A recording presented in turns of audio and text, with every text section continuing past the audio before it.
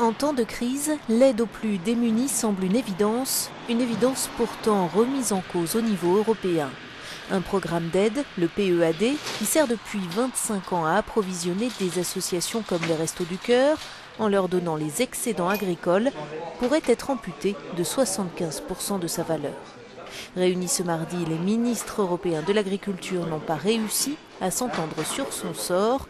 Or, dans ce Resto du Cœur de Bruxelles, la responsable explique à quel point cette aide est essentielle. Si on n'a pas une base importante en farine, en lait, en pâtes, ce sera très difficile.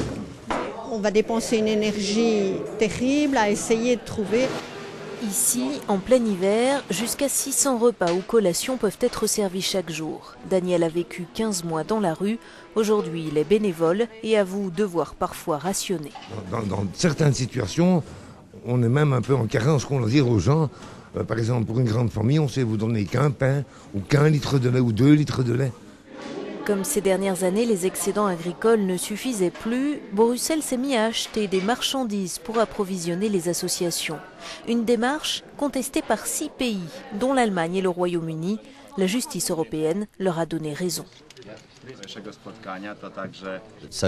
La politique sociale est une affaire de compétence nationale et nous pensons que c'est là qu'elle doit se situer. Si cette ligne est suivie, le programme européen passera de près de 500 millions d'euros par an à seulement 113 millions. Or, cette aide alimentaire bénéficie à plus de 13 millions de personnes en Europe.